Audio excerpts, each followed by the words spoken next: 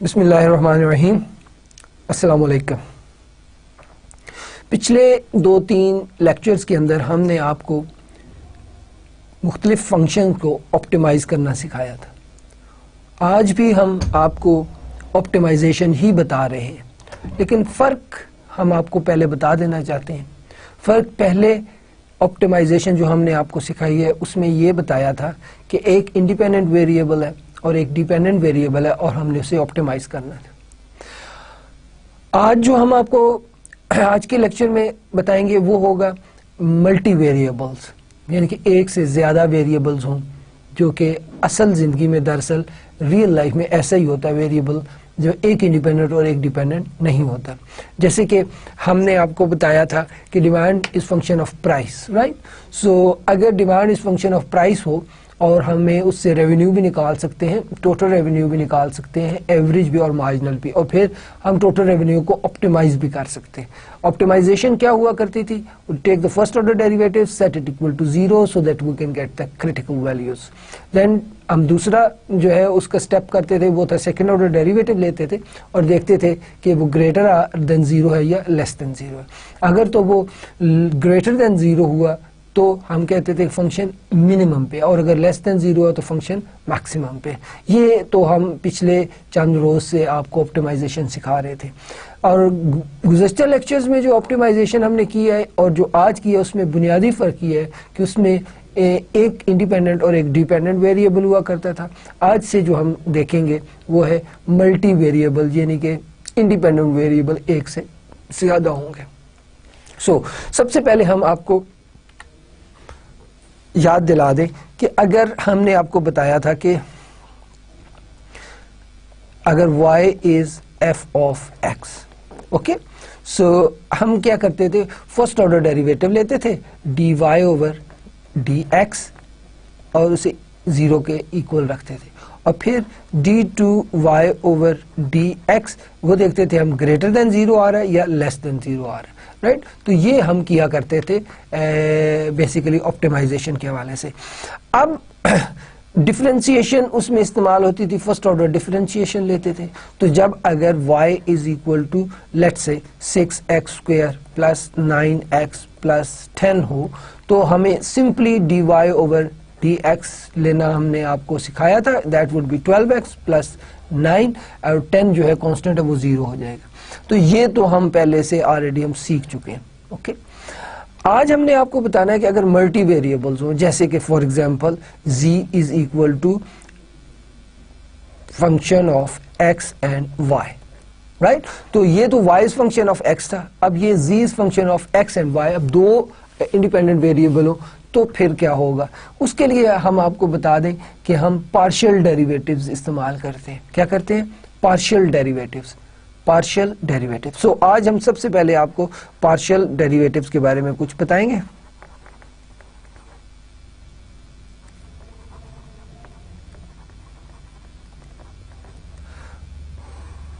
Derivatives के rule same वही हैं और वही रहेंगे, लेकिन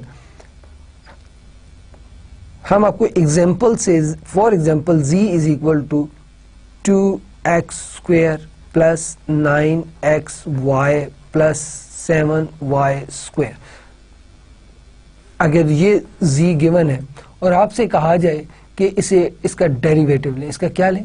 डेरिवेटिव लें, राइट। सो पार्शियल डेरिवेटिव जब आप लेते हैं तो अगर आपने चेंज मालूम करनी है इस z फंक्शन के अंदर विद रिस्पेक्ट टू x, तो फिर हम इसको कहेंगे derivative with respect to x। उसको z x से जाहिर किया जाता है, first order derivative with respect to x, right. अब ये फर्स्ट टर्म आपको सिंपल जिस तरह से वो डेरिवेशन आपने सीखी थी, वो कोफिशिएंट को पार से मल्टीप्लाई करें, दैट वुड बिकम 4, और देन x में से 2 में से 1 माइनस कर दें तो ये 1 रह गया, ओके।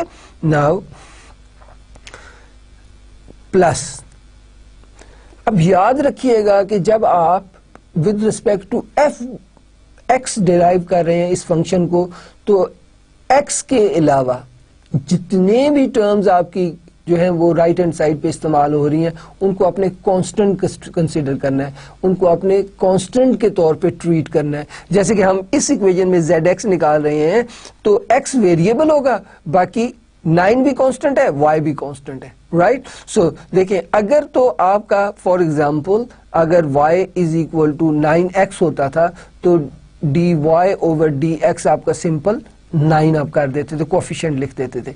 अब इस टर्म 9xy में 9 भी कांस्टेंट है और y को भी हमने कांस्टेंट के तौर पे ट्रीट करना है। क्यों? क्योंकि हम चेंज मालूम कर रहे हैं with respect to x, change मालूम कर रहे हैं। लिहाजा अब 9xy आप इस तरह से समझ लें कि 9 भी कांस्टेंट है, y भी कांस्टेंट है। तो आपको हमने बताया था ना कि अगर लीनियर फंक्शन है तो हम सिंपली क्या करते हैं, हम उसका कोफिशिएंट लिख देते हैं। सो बेसिकली चाहे हम 9xy हो या 9yx हो, बात सेम ही है। अब ये वाला जो पार्ट है ये हमारा डेरिवेटिव होगा, so 9y is the derivative. Then this term 7y square, अब 7y स्क्वायर में x मौजूद नहीं है, इसका मतलब ये पूरी की पूरी टर्म कांस्टेंट है। सो हम इसको जब डिराइव करेंगे तो ये 0 हो जाएगी। अगेन आप इसको अच्छी तरह से देखिएगा कि जब हमने इस z फंक्शन को with respect to x derive किया, we will treat x as a variable, rest of the variables right like y we will treat them as constant. Okay, now अब देखेंगे अगर हमने y निकालना है, अब क्या हो गया, हमारा z को डेरिवेटिव निकालना है विद रिस्पेक्ट टू y। अब क्या होगा, अब x कांस्टेंट के तौर पे हम ट्रीट करेंगे। मसलन 2x स्क्वायर ये पूरे का पूरा कांस्टेंट है, लिहाजा ये 0 इसका डेरिवेटिव हो जाएगा। 9xy अब विद रिस्पेक्ट टू y जो है वो हम डिराइव कर रहे हैं, तो 9x जो है वो आपका कोफिशिएंट है और ये उसका डेरिवेटिव हो जाएगा, plus 7y square, so 7 2s are 14y, so that would become 14y। okay, so this is how हम जो है वो पार्शियल डेरिवेटिव्स जो है वो हम करते हैं। और जब हम पार्शियल डेरिवेटिव्स कर रहे हैं तो याद रखिएगा, हम डेरिवेटिव जिस विद रिस्पेक्ट टू वेरिएबल, जिस वेरिएबल के रिस्पेक्ट से हम डेरिवेशन कर रहे होते हैं वो वेरिएबल होता है, दूसरे को हम कांस्टेंट ट्रीट करते हैं। और जैसे कि 9 एक कांस्टेंट था, वो हमने एज अ वो जो है वो 0 करते, उसकी डेरिवेशन 0 होती थी, राइट। सो इस तरह से y अगर साथ लिखा हुआ है तो वो भी अगर सिंपल, जैसे ये 7y है और हम इसको x के लिहाज से डेरिवेटिव निकाल रहे हैं तो ये 7y स्क्वायर 0 हो जाएगा, राइट। और अगर हम y के लिहाज से डेरिवेटिव निकाल रहे हैं तो 2x स्क्वायर पूरे का पूरा कांस्टेंट है, ये 0 हो जाएगा। ओके, सो अब देखिए हम आपको कुछ और न्यूमेरिकल्स जो है इस तरह की एग्जांपल्स बनाते हैं और आपको for example z is equal to 2x cube plus 9x square y plus 6xy square plus 9y cube. Okay, so अगर आपके सामने ये फंक्शन गिवन है और आपसे क्या कहा जाता है कि इसके पार्शियल डेरिवेटिव्स निकालो, सो चूंकि 2 वेरिएबल है x और y, सो पार्शियल डेरिवेटिव 2 होंगे।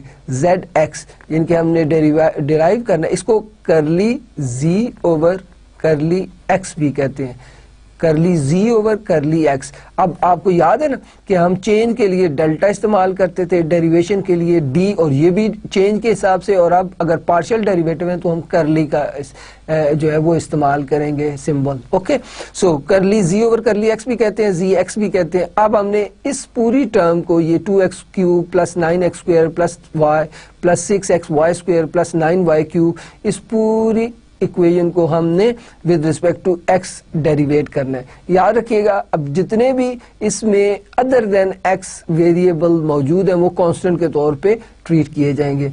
For example first term 2x cube with respect to x, तो आप 3 क्यूब को 3 को 2 से मल्टीप्लाई किया वो 6 आ गया, और x 3 में से 1 माइनस किया तो ये स्क्वायर आ गया। ओके, प्लस 9, अब देखिए ये भी कांस्टेंट है, ये भी कांस्टेंट है, सो 9y मल्टीप्लाई हो जाएगा 2 के साथ, तो ये हो जाएगा 18x 2 माइनस 1 और ये y।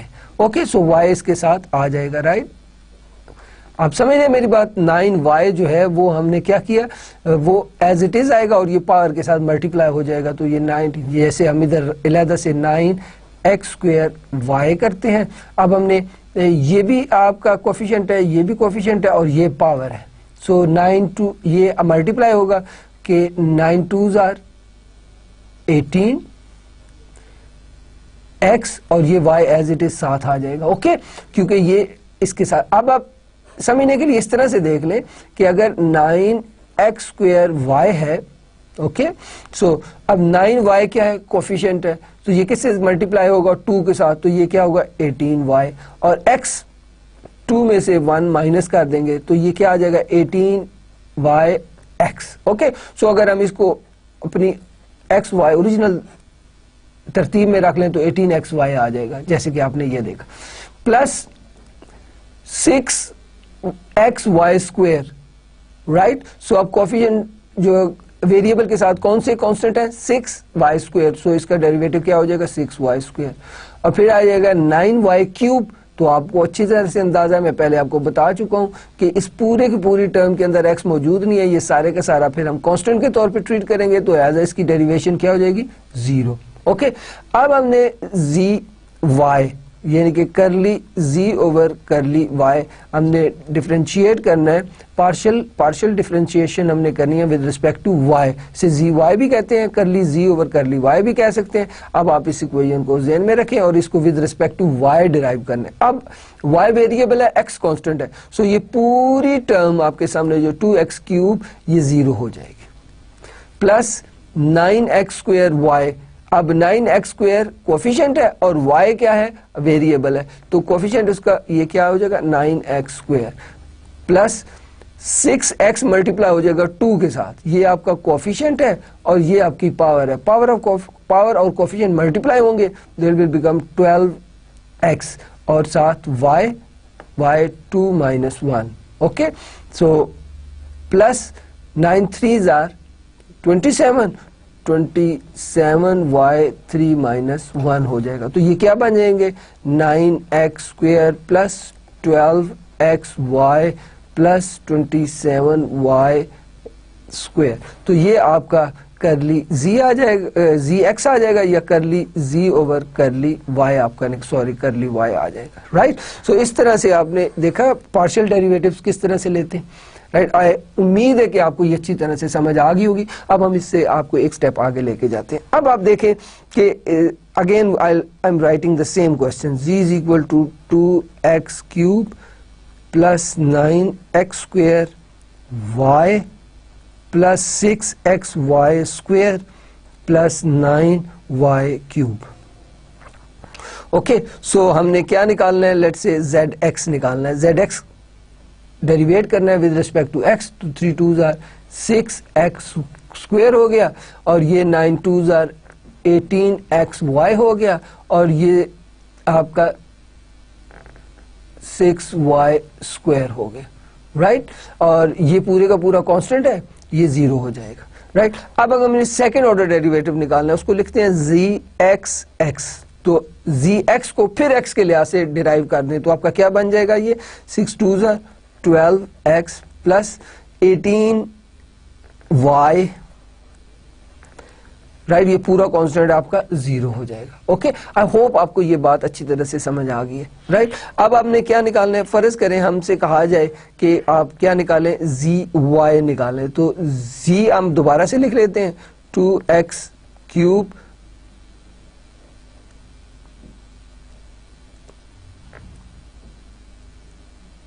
Plus 9x square y plus 6xy square plus 9y cube. Okay, अब हमने इसको विद रिस्पेक्ट टू y यानी कि zy निकालना है, तो 12x क्यूब ये आप 2x क्यूब, ये तो आपका कांस्टेंट है पूरा, ये तो 0 हो गया, राइट, और ये plus 9x square y, so इसका derivative with respect to y 9x square आ गया, प्लस 6 2s आर 12xy आ गया, plus 9 3s are 27y square आ गया। ओके, अब आपसे कहा जाए कि सेकेंड ऑर्डर डेरिवेटिव निकालें, y निकालें, सो 9x स्क्वायर ये पूरे का पूरा कांस्टेंट है, 0 हो गया, 12xy जो है वो 12x आ जाएगा क्योंकि ये आपका क्या कोफिशिएंट है y के साथ, और 27y जो है वो आपका 54 y आ जाएगा। तो this is the second order derivative. Okay, so ये this was the G X X second order derivative with respect to x, और ये G Y Y second order derivative with respect to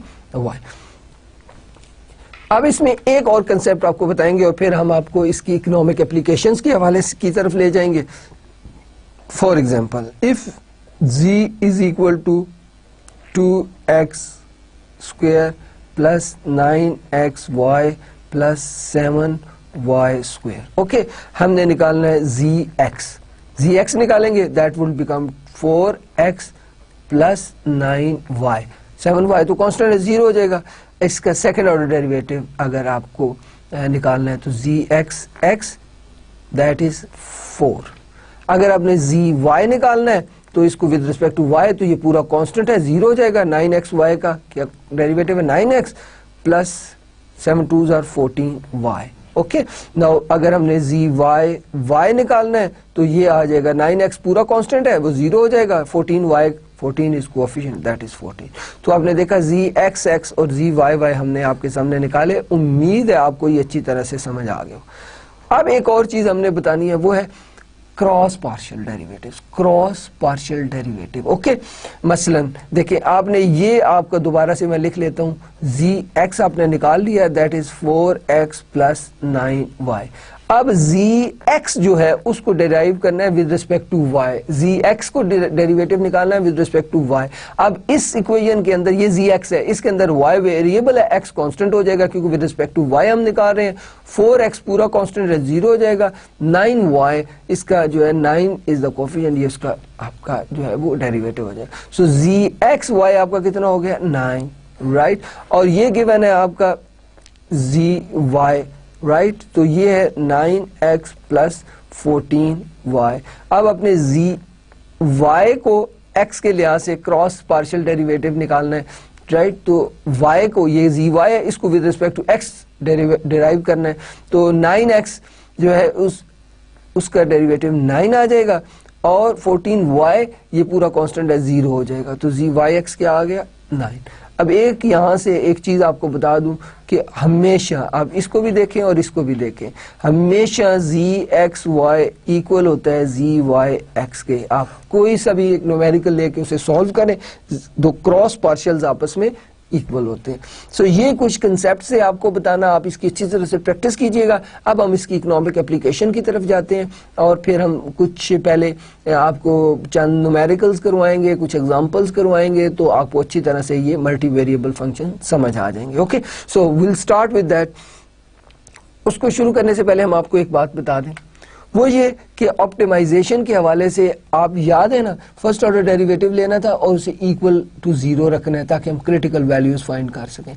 second order derivative लेना है, फिर हमने देखना है कि क्या वो ग्रेटर देन 0 है या लेस देन 0 है। उसकी बेस पर हमने सफिशिएंट कंडीशन के बेस पर हमने ये जो है वो बताना होता है कि जो फंक्शन है वो मैक्सिमम पॉइंट पर है या मिनिमम पॉइंट पे। ओके, नाउ सी, अब हम आपके आ जाते हैं कि मल्टी वेरिएबल जो हैं वो आपके फंक्शंस को हम किस तरह से ऑप्टिमाइज कर सकते हैं और उनकी कंडीशंस क्या होती हैं। ओके, सो सबसे पहले आपने पहली कंडीशन क्या है, the first condition is G X और जी वाई को आपने 0 के बराबर रख दिया, ठीक है। दूसरी कंडीशन क्या है, वो है जी एक्स एक्स और जी वाई वाई आपने देखना है कि क्या वो ग्रेटर देन 0 आ रहा है, राइट, और जी एक्स एक्स और G Y Y less than 0 आ रहा है। ओके, सो थर्ड आपने चीज देखनी है, वो है कि जो G X X multiply by G Y Y ये हमेशा ग्रेटर होना चाहिए क्रॉस पार्शियल के स्क्वायर के। तो ये 3 कंडीशंस हम देखेंगे। अब हम यहां पे लिख लेते हैं। फॉर एग्जांपल, ये आपकी मिनिमाइजेशन के लिए और ये आपके मैक्सिमाइजेशन की कंडीशन। सो मिनिमाइजेशन और मैक्सिमाइजेशन की पहली कंडीशन जो है वो एक ही होती है। सेट इट, इसकी पहली कंडीशन जी एक्स लें, जी वाई लें और उसको 0 के बराबर रख दें। दूसरी कंडीशन जी एक्स एक्स और जी वाई वाई मिनिमम के लिए क्या होना चाहिए आपका ग्रेटर देन 0 और मैक्सिमम के लिए आपका जी एक्स एक्स और G Y Y should less than 0। Okay, third condition इसमें ऐड हो गई, वो क्या है कि G X X multiply by G Y Y should greater than G X Y whole square. Okay, और यही सेम कंडीशन इसके लिए भी है कि जी एक्स एक्स और G Y Y should greater than G X Y whole square के। So condition 3 and condition 1 is the same. On the basis of condition 2 we have to decide कि जी function minimum पे है कि maximum पे है। याद रखिएगा, first order partial derivative, take the first order partial derivative, set it equal to 0, then take the second order partial derivative, see whether it is greater than 0 or less than 0, and then take the third condition is the multiple of partial derivatives should greater than the square of the cross partial. Okay, so these are the three condition। अब हम इसको जो है one by one जो है वो देखते हैं, 2-3 न्यूमेरिकल्स आपको कराते हैं ताकि आपको अच्छी तरह से क्लियर हो जाए और फिर हम आपको उसकी इकोनॉमिक एप्लीकेशन भी आज बताएंगे। अब मैं आपके सामने क्वेश्चन जो है वो लिखता हूं, राइट? आप देखिएगा, आप for example z is equal to 6x square minus 9x minus 3xy minus 7y plus 5y square. Okay, so question क्या है? Find the value, critical values where this function G function is optimal. Okay, maximum है या minimum है ये हमने देखना है। Okay, now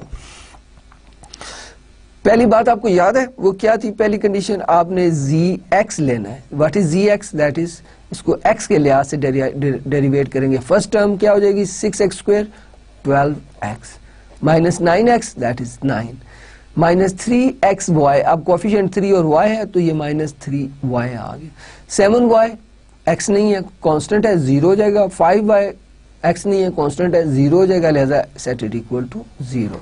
second क्या थी? zy लेना है। अब इसको y के लिहाज से डिराइव करना है। फर्स्ट टर्म 6x स्क्वायर, इसमें y मौजूद नहीं है, 0 हो जाएगा। माइनस 9x, y मौजूद नहीं है, 0 हो जाएगा।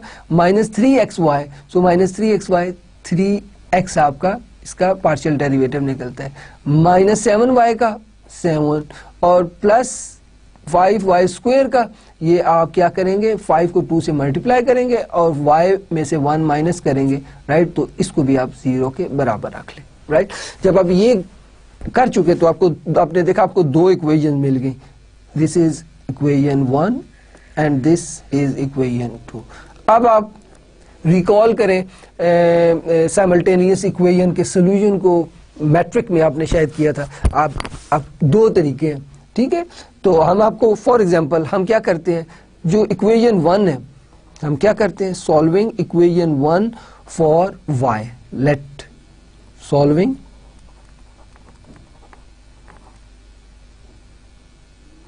Equation 1 for y। Okay, x के लिए कर लें या y के लिए, सॉल्व करके उसको दूसरी इक्वेशन में सब्स्टिट्यूट कर दें। तो इसे सॉल्व करें। बेसिक इक्वेशन के 12x minus 9 minus 3y is equal to 0। So 3y is equal to 12x minus 9। Okay, 12x minus 9। So आपका क्या बन जाएगा? y is equal to 12x minus 9 divided by 3. So y is equal to 3 common ले लें, 4x minus 3 divided by 3, 3 से cancel हो जाएगा। So y is equal to 4x minus 3. So आपके पास y आ गया। अब आप इसको क्या करें? इसको substitute the value of y in equation 2।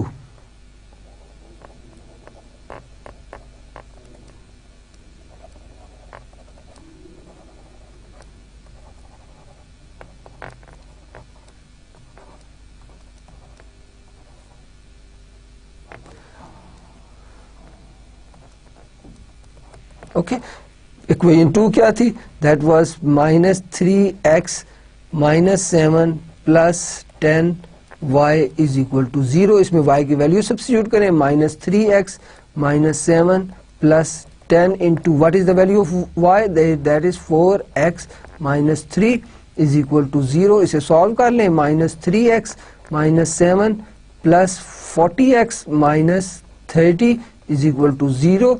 सो ये आपका क्या आ जाएगा, 37x -37 is equal to 0. So x would be 1. x कितना आ गया, 1, राइट। सो इसको सब्स्टिट्यूट कर दें इक्वेशन नंबर 3 के अंदर, right. Substituting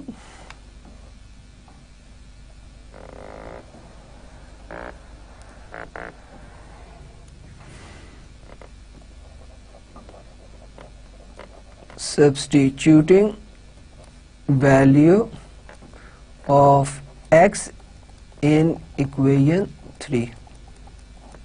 So what is equation 3? That is y is equal to 4x minus 3. So y is equal to 4 into 1 minus 3. So y is equal to 4 minus 3.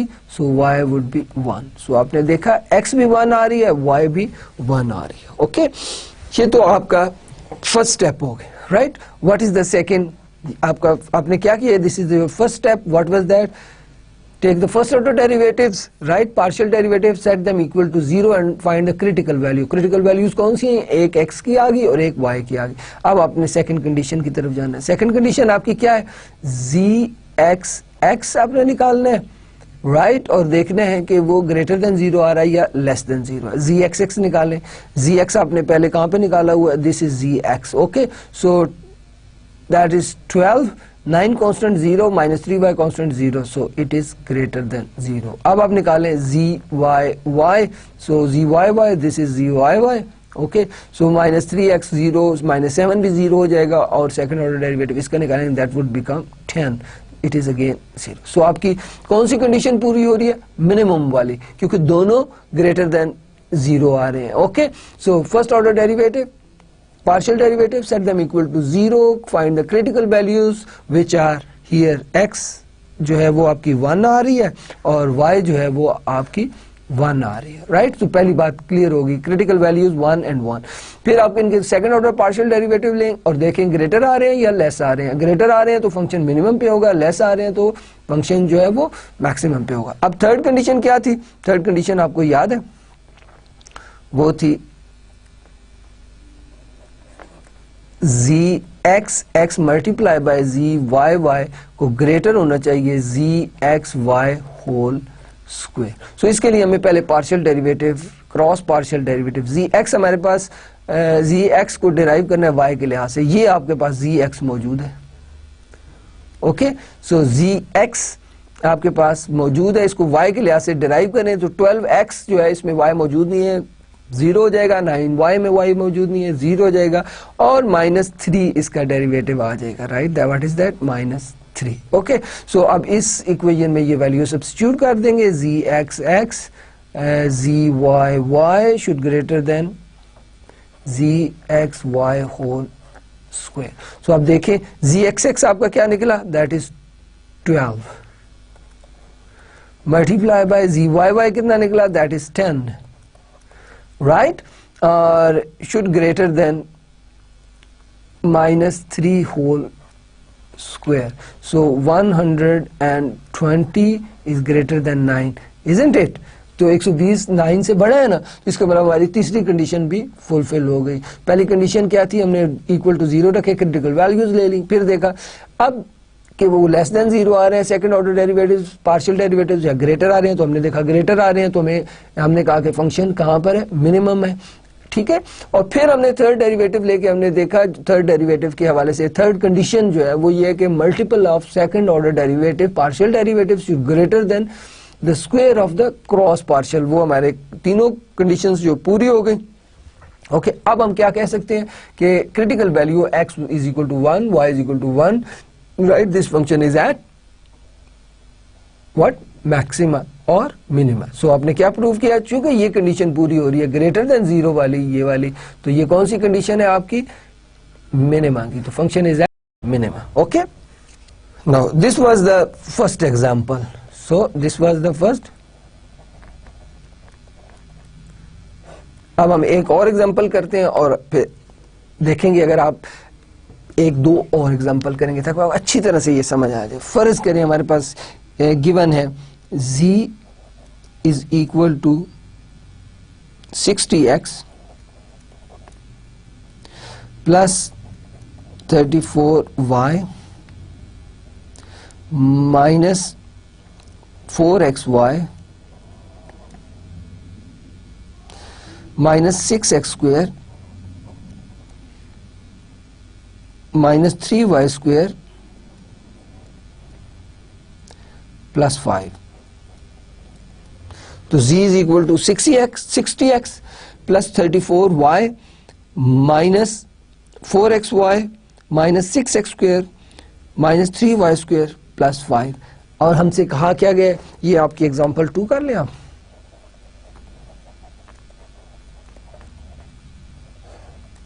Now इसमें हमने देखना है कि find the critical values where the function is optimum, right. तो हमने देखना है कि कौन सी वो वैल्यूज है और कहां पर वो ये मिनिमम आ रहा है या मैक्सिमम आ रहा है। Okay, so okay, will start with the first condition. What is the first condition, take the first order derivative and set them equal to 0। First condition, gx निकालें। What is gx, derive this with respect to x, that would become 60। ये पूरा constant है 30y, इसमें x मौजूद नहीं है तो 0 हो जाएगा। माइनस 4xy का डेरिवेटिव, पार्शियल डेरिवेटिव 4y हो जाएगा। और 6x स्क्वेयर का क्या हो जाएगा, माइनस 12x हो जाएगा।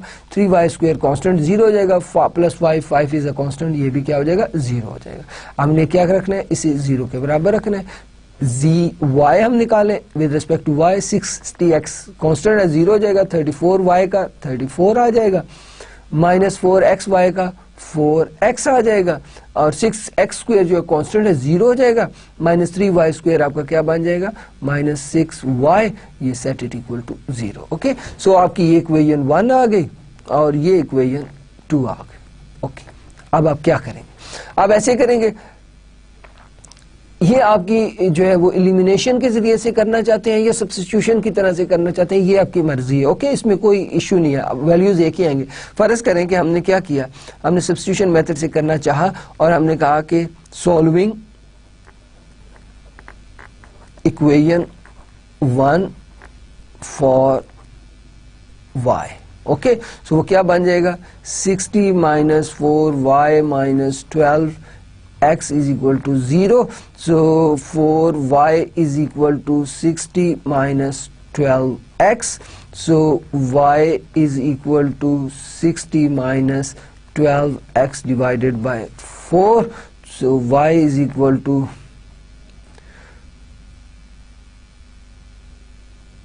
15 minus 3x.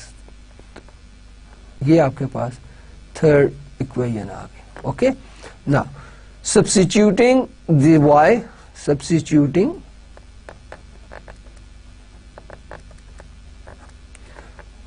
value of y in equation 2, इस इक्वेशन में सब्स्टिट्यूट करें तो 34 माइनस 4x माइनस 6 इंटू, इसकी जगह पे y की जगह पे हमने x की वैल्यू, y की वैल्यू सब्स्टिट्यूट कर दी तो 34 minus 4x minus 90 plus 18x। So 34 18x minus 4, that would become 14x minus 90 minus 34, that would be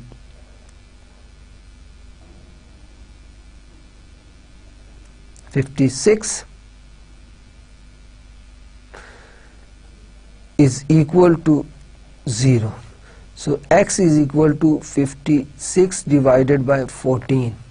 So आपका x क्या आ गया, x is equal to 4। Okay, अब हमने क्या किया,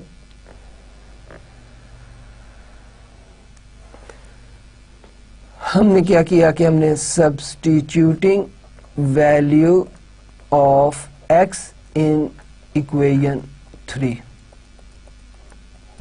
So what is that? Y is equal to 15 minus 3x. So y is equal to 15 minus 3 into 4. So y is equal to 15 minus 12, that is 3. Critical values आपके पास आ गई, x is equal to 4 and y is equal to 3। So step 1 आपका हो गया। अब step 2 क्या है, आपने इनके सेकंड ऑर्डर डेरिवेटिव्स लेने और देखना है कि ये क्या आ रहे हैं, मैक्सिमम या मिनिमम। सो gx लेना है, तो दिस इज gx, राइट। सो इसको first order derivative, second order derivative ले gx का, वो आ जाएगा -12 विच इज लेस देन 0। अब ले gy, राइट। तो अब इसको देख लें, zy को देख लें, और ये है आपका zy is this, right. Okay, इसका सेकेंड ऑर्डर डेरिवेटिव लें और वो आ जाएगा -6 which is again less than 0। Okay, so आपने देखा कि ये कंडीशंस किसकी पूरी हो रही है, मैक्सिमा की। किसकी कंडीशन पूरी हो गई है, maxima. So at x is equal to 4, y is equal to 3, function is maxima. Okay, however we have to fulfill the third condition as well, that is take, what is that, gxx multiply by zyy should greater than gxy whole square. So for that we need cross partial gxy. So आपने gx ये given है, इसका cross partial लेंगे, x को y के लिहाज से करेंगे तो ये -4 आ जाएगा। अब इस कंडीशन के अंदर रखें क्या, gxx zyy should greater than gxy whole square. So gxx कितना आ रहा है आपका, that is -12, zyy कितना आ रहा है, -6 should greater than -4 whole square. तो ये 72 is greater than 16. So हम कह सकते हैं कि at x is equal to 4, y is equal to 3, function is at maxima, right? So ये आज का हमारा जो है वो आपको अच्छी तरह से ये एग्जांपल समझ आ गई होंगी। अब हम इसकी आपको इकोनॉमिक एप्लीकेशंस की तरफ लेके जाएंगे। ओके, सबसे पहले हम देखते हैं इकोनॉमिक एप्लीकेशन में कॉस्ट, राइट। हमारा अब क्या करेंगे, इकोनॉमिक एप्लीकेशन ऑफ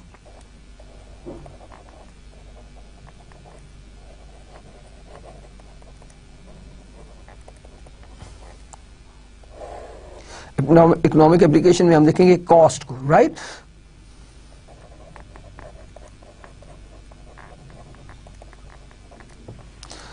नाउ अगर आपको गिवन है c is equal to 8x² plus 6y² minus 2xy minus 40x minus 42y plus 180, ये कॉस्ट का फंक्शन गिवन है। Cost is equal to 8x² plus 6y² minus 2xy minus 40x minus 42y plus 180, right. और question क्या है कि वो quantities x और y की फाइंड करें जहां पर कॉस्ट मिनिमम है। Question, what is the question, find this quantities of x and y where cost is minimum. Okay, now step 1, आपको याद है स्टेप 1 क्या था, हम क्या करते थे, taking the first order partial derivative. So अब cx, okay, what is that, cx या curly c over curly x, c को x के लिहाज से हम डिराइव कर रहे हैं, ये आपकी मर्जी, आप जो मर्जी लिख लें। सो 16x, 6y कांस्टेंट है, 0 हो जाएगा, 2xy का डेरिवेटिव 2y और 40x का माइनस 40, ये कांस्टेंट है 42y, इसके x के लिहाज से डिराइव कर रहे हैं तो y कांस्टेंट चल रहा है, 180 भी कांस्टेंट है, 0 हो जाएगा। इसे किसके बराबर रखना है? 0 के बराबर। फिर हमने सी वाई निकालना है, यानी कि करली सी विद रिस्पेक्ट टू करली वाई हमने पार्शियल डेरिवेट करना है।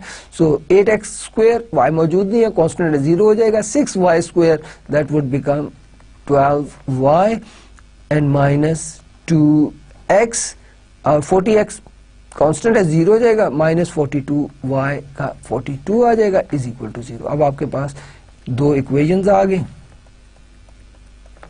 ओके, अब आपने इसको क्या करना है? इसको सॉल्व करना है। ओके, सो चाहे सब्स्टिट्यूट कर लें चाहे एलिमिनेट कर लें, ये आपकी मर्जी, लेकिन मैं सब्स्टिट्यूट करने जा रहा हूं। Solving equation 1 for y, right? So 16x minus 2y minus 40 is equal to 0. So 16x minus 40 is equal to 2y. So y is equal to 16x minus 40 divided by 2. So y is equal to 8x minus 20. आपके पास y आ, इसको हम equation 3 कह लेते हैं, right? अब ये substituting value of y in equation 2. What is that? 12y minus 2x minus 42 is equal to 0. 12 into 8x minus 20 minus 2x minus 42 is equal to 0. So 96x minus 240 minus 2x minus 42 is equal to 0. So it would become 96 minus 2, that will become 94x and minus 282 is equal to 0. So x is equal to 282 divided by 94. So x is equal to 3. X is equal to 3. Now substitute this value, substituting value of x in equation 3. Okay, so it is y is equal to 8x minus 20. So y is equal to 8 into 3 minus 20. So y is equal to 24 minus 20. Thus y is 4.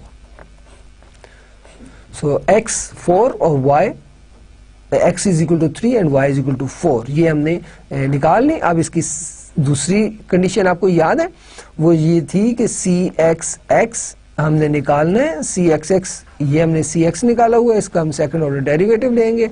सो आप देखें, it is 16 and which is greater then 0 and cy that is 12 which is also greater than 0। और ये कौन सी दो condition met होगी? Minimum. Now cross partial लेकर हमने देखने, राइट? सो आप देखें, third condition is cx multiplied by y should greater than cxy, and you know what is cxy cross partial? So आप ये आपकी cx given है, इसका cross partial ले लें with respect to y, that will become minus 2. So substitute the values, cxx is 16 and cyy is 12 and cxy is minus 2. So multiply this, 192. So is greater than 4. So हमारी third condition भी जो है वो पूरी हो गई। So हम कह सकते हैं कि अगर वो फर्म x के 3 यूनिट्स और y के 4 यूनिट्स प्रोड्यूस करे तो उसका कॉस्ट जो है वो क्या होगा? मिनिमम होगा। ओके, और वो मिनिमम कॉस्ट भी हम निकाल सकते हैं। अगर हम x और y की वैल्यूज को इस कॉस्ट फंक्शन के अंदर सब्स्टिट्यूट कर दें तो हमारे पास वो आपका, फॉर एग्जाम्पल, मिनिमम कॉस्ट कैसे निकल आएगी? c is equal to 8x square plus 6y square minus 2xy minus 40x minus 42y plus 180.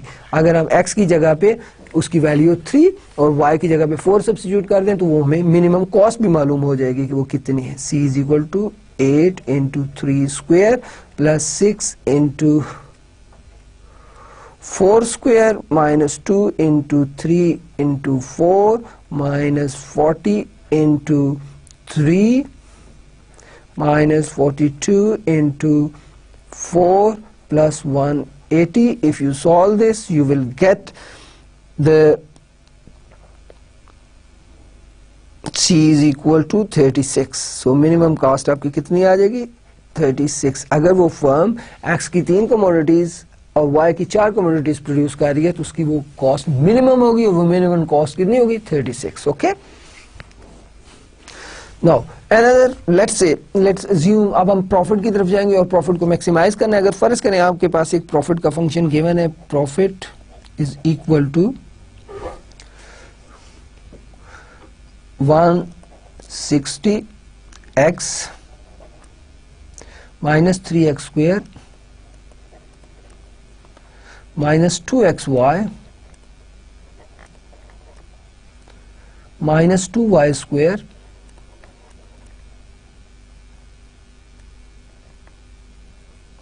plus 120y minus 18. अगर ये प्रॉफिट का फंक्शन गिवन है आपको और कहा जाए कि एक्स और वाई की वो कमोडिटीज निकालें जो फर्म सेल करे तो उसका प्रॉफिट मैक्सिमम हो. Okay, so we have to find those values of X and Y where profit is maximum. Okay, so remember, so पहली कंडीशन आपको याद है वो क्या थी?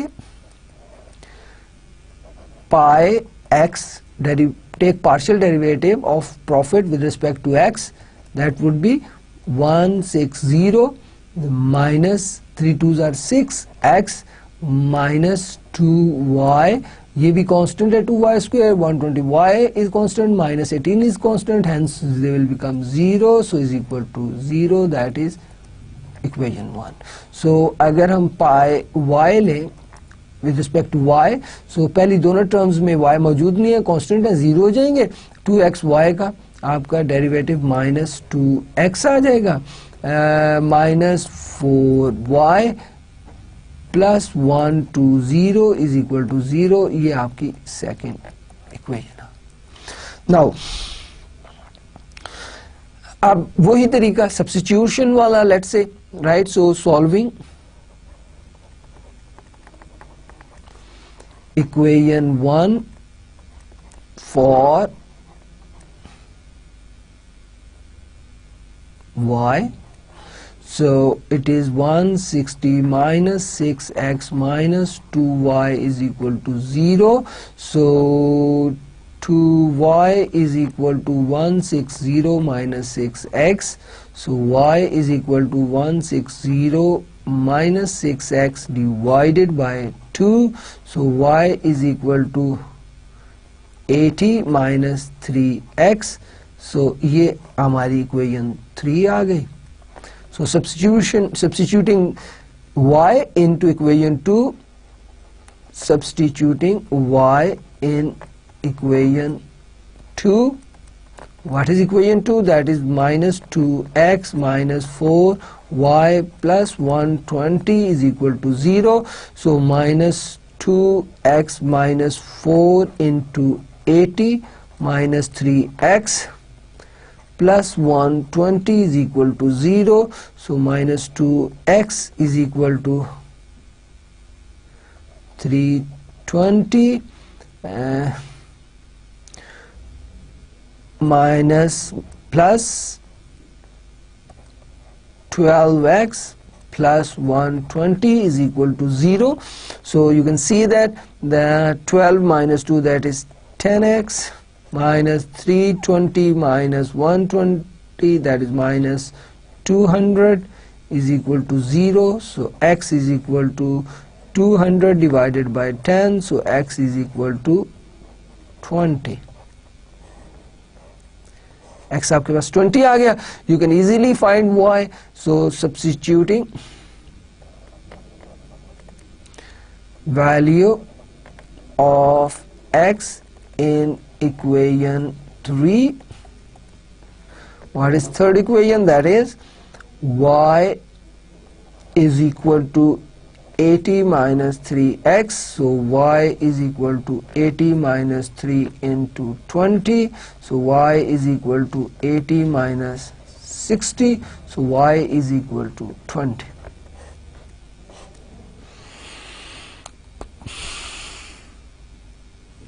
So x की वैल्यू भी आपकी 20 और y की भी 20 आ गई। अब आपने देखना है कि क्या x, अगर फर्म x 20 और y भी 20 सेल करे तो क्या उससे उसका प्रॉफिट मैक्सिमम आ रहा है कि नहीं आ रहा। ओके, सो हमने सेकंड ऑर्डर कंडीशन देखनी है, that is pi X X लें, ये आपने pi X first order partial derivative लिया हुआ है, इसका सेकंड ऑर्डर लें, that would be -6 and pi Y Y लें और ये सेकंड ऑर्डर डेरिवेटिव लेंगे, that is -4, both are less than 0।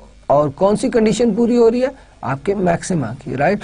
सो लेकिन आप इसे थर्ड कंडीशन लगाएंगे, pi X X into pi Y Y should greater than pi X Y whole square. So ये pi X x आपको चाहिए कि पाई एक्स वाई फाइंड करना है, तो आप ये पाई एक्स किया उसको with respect to y derive करेंगे तो -2 आ जाएगा। सो सब्स्टिट्यूट करें इनमें वैल्यू, पाई एक्स एक्स आपका -6 है, पाई वाई वाई आपका -4 है, should greater than -2 whole square. So ये 24 is greater than 4। So it mean आपकी तीसरी कंडीशन भी पूरी होगी। तो आप कह सकते हैं एक फर्म जो है वो x के 20 और y के 20 यूनिट सेल करे तो उसका प्रॉफिट क्या होगा? मैक्सिमम होगा। If you want to find that profit you can substitute this value in that profit as well. So what is that profit function? Profit function is profit is equal to 160x minus 3x square minus 2xy minus 2y square plus 12y minus 18. Okay.